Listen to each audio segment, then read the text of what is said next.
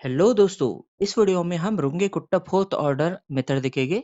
तो Runge Kutta fourth order is a numerical technique used to solve an ordinary differential equation. तो हम इसे ordinary differential equation के लिए इस्तेमाल करते हैं। जैसे हम सेकंड ऑर्डर देन एवलर्स और इवलर्स मॉडिफाइड मेथड में हमने सॉल्व किया है। अब इसका फॉर्मूला देख लेते हैं।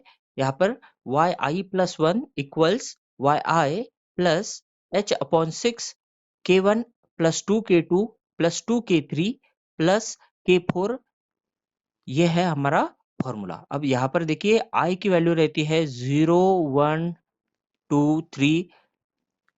अब ये डिपेंड करता है इटरेशन पे। एक्चुअली आई हमारा इंडिकेट करता है इटरेशन। अगर हम आई y1 फाइंड कर रहे हैं तो वो हमारा फर्स्ट इटरेशन होगा। इसका मतलब है उस वक्त हमें आई की वैल्यू 0 रखनी पड़ेगी। तो i इक्वल्स टू 0, 1, 2 ऐसा पुट करते जाएंगे तो हमें y1, y2, y3 की वैल्यू मिलती जाएगी। और ये जो इटरेशंस रहते हैं ये डिपेंड करता है इनिशियल वैल्यू और वैल्यू ऑफ h पे। h यानी इंटरवल ऑफ द इक्वेशन। अब देखिए यहाँ पर K1, K2, K3 और K4 का भी इंडिविजुअल फॉर्मूला है। K1 equals to function of xi yi, K2 equals to function of xi plus h upon 2, comma yi plus h K1 upon 2। K3 का भी फॉर्मूला जैसे ऐसा ही दिखेगा, लेकिन यहाँ पर चेंज देखिए, हम K2 के फॉर्मूला में K1 इस्तेमाल करते थे, K3 के फॉर्मूला में हम K2 इस्तेमाल कर रहे हैं। तो ये माइन्यूट नोट है जिसको आपको यहाँ पर ध्यान में रखना पड़ेगा। K4 का जो फॉर्मूला है वो है f of xi+h, yi plus h K3। यहाँ पर दोस्तों h यानी इंटरवल है और K1, K2, K3 हम रिस्पेक्टिव वैल्यूज यहाँ पर पुट करेंगे। अगर आपने रुंगा-कुट्टा सेकंड ऑर्डर मेथड देखी है तो K1 और K4 का जो फॉर्मूला है वो K1 और K2 जैसा ही है और हम उसमें रिस्पेक्टिव वैल्यू पुट करते हैं और सॉल्व करते हैं। अगर हमारा फंक्शन f ऑफ xy जो है से x प्लस y है, अगर x प्लस वाई है तो हम क्या करते हैं, जो x की करंट वैल्यू है और y की जो करंट वैल्यू है हमारा फॉर्मूला में पुट करते हैं और सॉल्व करेंगे। देन K2 की भी सेम कंडीशन रहेगी। यहाँ पर x की वैल्यू और y की जो भी रिस्पेक्टिव वैल्यू कैलकुलेशन के बाद आती है हम वो पुट करते जाएंगे और इस को सॉल्व करेंगे। इंडिविजुअल K1, K2 क्या है ये आप यहाँ पर देख सकते हैं, स्क्रीनशॉट लेके इसको पढ़ सकते हैं, लेकिन न्यूमेरिकल ज़्यादा इंपॉर्टेंट है इसलिए हम एग्जाम्पल देखने वाले हैं। यहाँ पर हमें find the approximate solution of initial value problem dy by dx equals to 1 plus y upon x, comma 1 less than और इक्वल्स y लेस देन और equals 3, which with initial condition y of 1 equals to 1 using Runge-Kutta fourth order method with step size of 1। तो यहाँ पर दोस्तों h equals to 1 दिया है। अब given क्या क्या है, तो सबसे पहले function dy by d x यानी function of x y 1 plus y x दिया है, जिसको हम लिख सकते हैं, ये क्रॉस मल्टीप्लीकेशन को अगर भेजेंगे और कॉमन डिवाइड डिनोमिनेटर बनाएंगे तो ये होगा x plus y upon x. Then y of 1 equals to 1 दिया है, इसका मतलब x0 की वैल्यू 1 दी है और y0 की वैल्यू भी 1 दी है। इंटरवल स्टेप साइज दिया है, स्टेप साइज ऑफ 1 बोला है, यानी यह है interval h is equal to 1। h equal to 1 दिया है, इसका ही मतलब अगर हम इनिशियल वैल्यू ऑफ x1 और x2 देखेंगे तो ये हम 2 और 3 यहाँ पर लिख सकते हैं। तो x1 की जो वैल्यू है अगर 1 से बढ़ा देते हैं x0 को तो ये हो जाता है 2, फिर से इसको 1 से बढ़ा देते हैं तो x2 इक्वल्स टू 3 हमें यहाँ पर दिखता है। हमें फाइंड करना है, यहाँ पर देखिए वो डायरेक्टली नहीं दिया है, y less than 1 less than और equals to y less than equals to 3, ये हमें टर्म दी है। अब इसी का मतलब है कि हमें y ऑफ 3 यहाँ पर फाइंड करना है। अगर हम 1 से शुरुआत करते हैं तो हमारी पहली वैल्यू x ऑफ 1 हमें मिलेगी, सॉरी x ऑफ 2 हमें मिलेगी, क्योंकि x ऑफ 1 ऑलरेडी हमें गिवन है।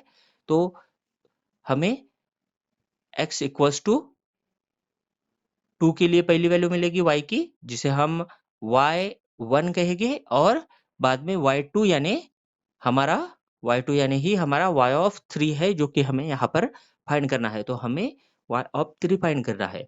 हमारा जो फॉर्मूला है वो y का k1 k2 k3 का ये है, आपको ये याद रखना पड़ेगा। अब हम इसे 1 बाय 1 कैलकुलेट करते हैं। सबसे पहले हम तो if i equals to 0 put करते हैं तो फंक्शन ऑफ x0 y0 हो जाएगा। तो फर्स्ट इटरेशन में हम k1 फाइंड करने वाले हैं। k1 is function of x0 comma y0 है।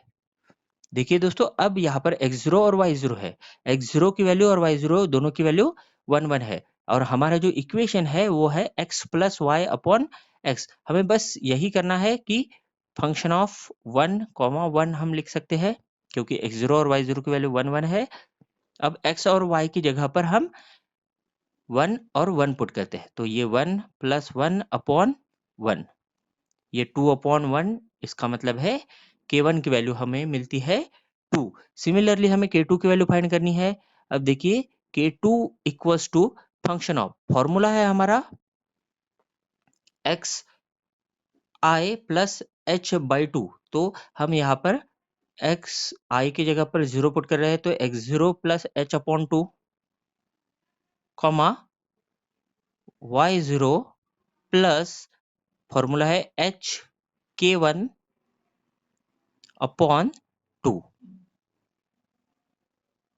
अब k1 की वैल्यू हमें पता है 2 है, h की वैल्यू 1 है, और x0 और y0 की वैल्यू 1 1 है रिस्पेक्टिवली। अगर हम वैसे पुट करते हैं तो देखिए हमें मिलेगा function of x0 1 plus h by 2 यानी 1 अपॉन 2, तो ये मिलता है 0.5। तो 1.5 हमें x की वैल्यू मिलती है, और ये जो है y0 प्लस h के 1 अपॉन 2, इसको अगर हम सॉल्व करते हैं तो ये हमें मिलता है 2। तो यहाँ पर हमारा जो x का वैल्यू है वो है 1.5, और y का वैल्यू है 2। इसीलिए फिर से हमारा formula x plus y upon x में अगर हम पुट करते हैं तो हमें यहाँ पर देखिए मिलता है 1.5 प्लस 2 अपॉन 1.5। अगर आप इसे सॉल्व करेंगे तो आपको k2 की जो वैल्यू है वो मिलती है 2.33। अब मैं इसको 4 डिजिट तक लिखता हूँ, तो 2.3333।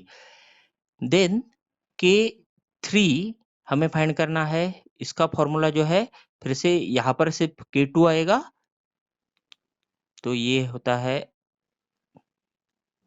Plus y0 plus h k2, यहाँ पर k2 आ रहा है अपॉन 2।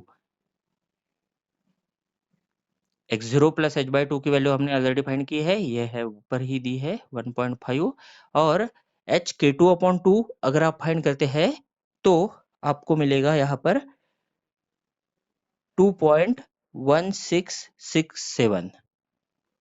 तो ये मिल रहा है 2.1667। बस हमें k3 में यही वैल्यूज पुट करनी है। x प्लस वाई, एक्स की वैल्यू है 1.5 प्लस y की वैल्यू है 2.1667, और अपॉन x है अपॉन 1.5। इसको अगर सॉल्व करते हैं तो हमें मिलता है 2.4445। तो ये हो गया k3। सिमिलरली हमें k4 फाइंड करना है।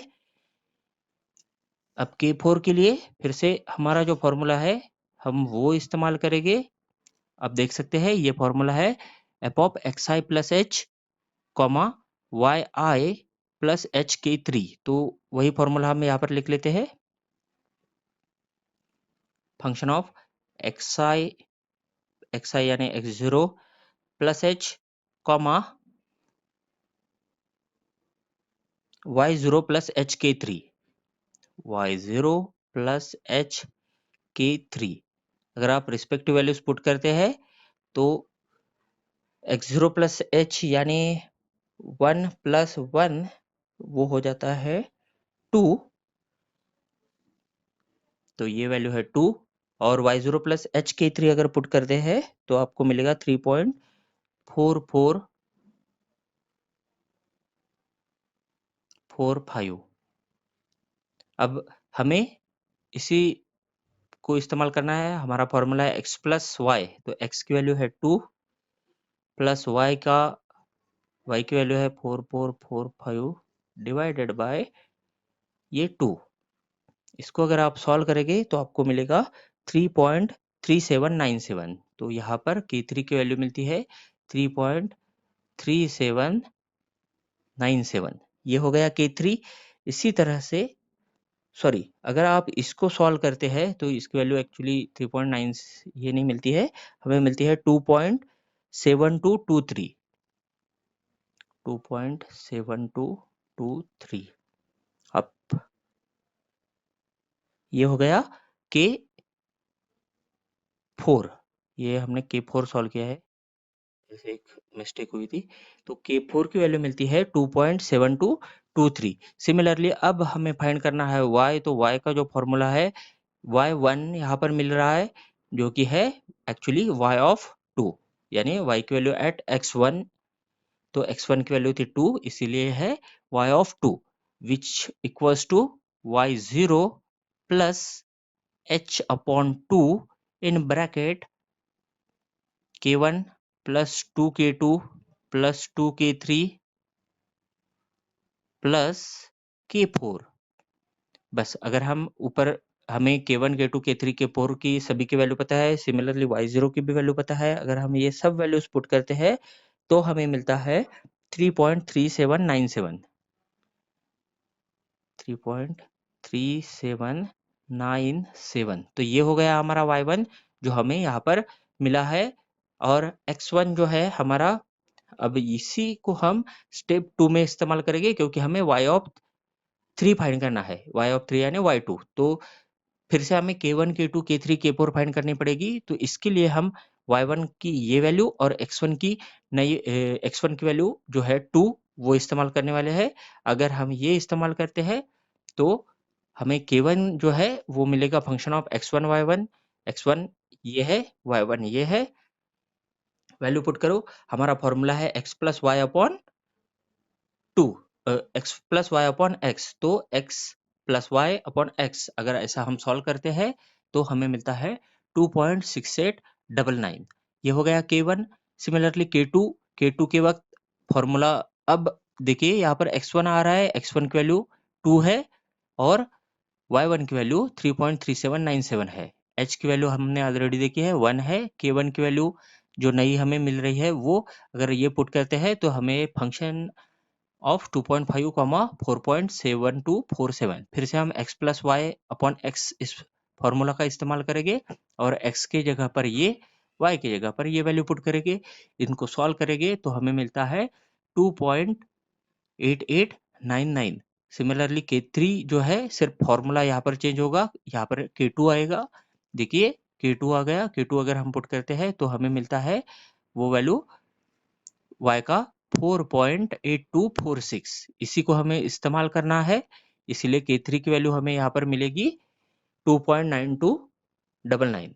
और K4 की वैल्यू जो है फॉर्मूला है x1 plus h plus y1 plus h K3।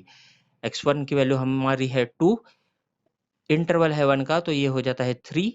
Similarly इस फॉर्मूला में y1 plus h K3 put करते हैं तो 6.3096 मिलता है। और K4 को अगर हम सॉल्व करते हैं तो हमें वैल्यू मिलेगी 3.1032। तो ये हो गया K1 K2 K3 K4।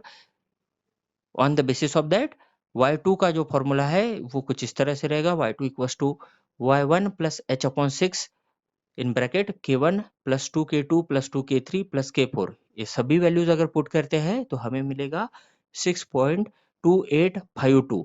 ये हो गई y2 यानी ही y ऑफ 3 इक्वल्स टू 6.2853। तो ये हो गया हमारा फाइनल सॉल्यूशन। एक प्रैक्टिस प्रॉब्लम आप सॉल्व करके देख सकते हैं। फिर से हमें use the Runge-Kutta fourth order method to find solution of IVP f of xy दिया है 4e raised to power 0.8x minus 0.5y from x equals to 0 to 2, यानी x की वैल्यू 0 से 2 तक वैरी हो रही है, जैसे हमने प्रीवियसली देखा है। तो x ऑफ 2 हमें सिंपली फाइंड करना है। x of x equals to 2 पे y की वैल्यू, यानी y ऑफ 2 हमें फाइंड करना है, जो कि अगर हम step size h equals to 1 इस्तेमाल करते हैं, तो हमारा जो आंसर है वो मिलेगा 14.86249। सिमिलरली इसे एक और प्रैक्टिस करके आप सॉल्व कर सकते हैं। स्टेप सिर्फ एक स्टेप में इसका आंसर आ सकता है। h इक्वल्स टू 2 अगर हम इस्तेमाल करते हैं तो ये 15 पॉइंट समथिंग आएगा। तो आप उसे भी ट्राई करके देख सकते हैं। इनिशियल कंडीशन जो दी है, x0 इक्वल्स टू 0 दिया है और y0 इक्वल्स टू 2 दिया है। बस यही वैल्यूज पुट करनी है, हमारी सेम मेथड इस्तेमाल करनी है और आंसर देखना है कि सेम आता है या नहीं। Thank you.